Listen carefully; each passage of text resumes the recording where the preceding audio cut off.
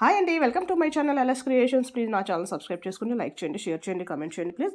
ఇది ఏంటంటే అండి, నార్మల్ బ్లౌజెస్ అయితే మనం స్టిచ్ చేసేసుకుంటాం, కానీ వర్క్ చేయించిన బ్లౌజెస్ స్టిచ్ చేయాలంటే మనకు కొంచెం భయం వేస్తుంది. అంటే ఆ బార్డర్ దగ్గర ఎలాగొస్తుంది, నీట్గా ఫినిషింగ్ వస్తుందా లేదనే దానికోసం అనమాట ఈ వీడియో. సో కింద ఉన్నది నార్మల్గా నేను వర్క్ చేయించిన బ్లౌజ్, మెషిన్ ఎంబ్రాయిడరీ చేయించింది అనమాట, నేను చేసింది కాదు. పైన నేను లైనింగ్ వేసాను కదా, సేమ్ పైన లైనింగ్ మనం ఆ నెక్ పార్ట్ కట్ చేసేయకూడదు అనమాట, పైన ఎలా కూడా అలాగే ఉంచేయాలి. సో ఇది చూడండి, ఫస్ట్ నార్మల్గా లైనింగ్ కింద వేసి ఈ పైన నేను మన మెయిన్ క్లాత్ వేసాను, వర్క్ బయటకు కనిపిస్తుంది కదా. సో ఇప్పుడు మనం ఏం చేయాలంటే దీన్ని ఆ వర్క్ని తిరగేయాలన్నమాట, అంటే క్లాత్ని తిరగేయాలన్నమాట. తిరగేస్తే కింద లైనింగ్ ఉంది, ఈ పైన చూసారా కథకు దాని సెంటర్ దీని సెంటర్ కరెక్ట్గా వచ్చేలా పెట్టి అక్కడ మనం పిన్ పెట్టుకొని కరెక్ట్గా ఈ ఎడ్జ్ ఉంది చూసారా, ఆ ఎడ్జ్ మీద కుట్టు వేసుకుంటూ వెళ్ళాలన్నమాట. కరెక్ట్గా ఎడ్జ్ మీద అంటే ఎడ్జ్కి పక్కనే వేసుకుంటే అలా చూసారు, ఇక్కడ కింద కానీ చిప్స్ కానీ ఏం లేవు, ప్రాబ్లం ఏం లేదు, పాదం దాని మీద ఎక్కేసిన ప్రాబ్లం ఏమి ఉండదు.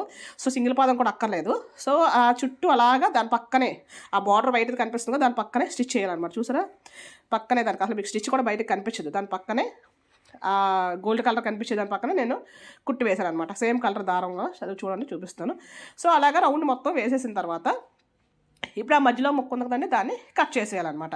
ఆ కట్ చేసినప్పుడు ఎడ్జ్ వరకు కట్ చేసేయకుండా కొంచెం దూరం, 1 ఇంచు దూరం, అది అంతవరకు పెట్టి అలా రౌండ్ అంతా మొత్తం అలాగా కట్ చేసేయాలి. కట్ చేసాక చూసారా ఇలాగా వర్క్ కన్నా కొంచెం ఎక్స్ట్రా క్లాత్ ఉంది కదా, ఆ క్లాత్ని అలా ఉంచేసిన తర్వాత ఆ క్లాత్కి అక్కడక్కడ చిన్న కటింగ్స్ ఇచ్చుకోవాలన్నమాట. అంటే తిరిగేటప్పుడు తిప్పుతాం కదా లోపలికి, తిరిగేటప్పుడు నీట్గా తిరుగుతుంది అనమాట. చూసారా కటింగ్స్, ఆ రౌండ్ ఎక్కువ రౌండ్ దాన్ని ఇంకా ఎక్కువ కటింగ్స్ ఇచ్చుకోవాలన్నమాట.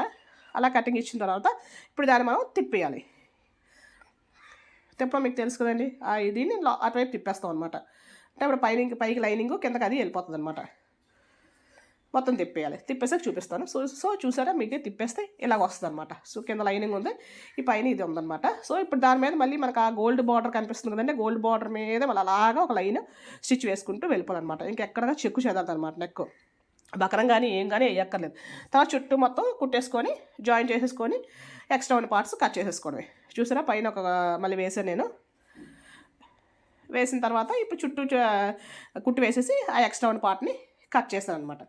సో మీకు ఫినిషింగ్ చాలా నీట్గా వస్తుంది, ప్రాబ్లం అయితే ఏమి ఉండదు. అదే ఆ బార్డర్ మీద కానీ కొందన్స్ అలాంటివి ఉంటే కనుక సింగిల్ పాదం వేసి సేమ్ ప్రాసెస్ అయితే ఇదే, సింగిల్ పాదం వేయాలన్నమాట. అది థ్రెడ్ వర్క్ కాబట్టి బార్డర్ ప్రాబ్లం అయితే ఏమి ఉండదు. ఓకే అండి, థ్యాంక్ యూ సో మచ్.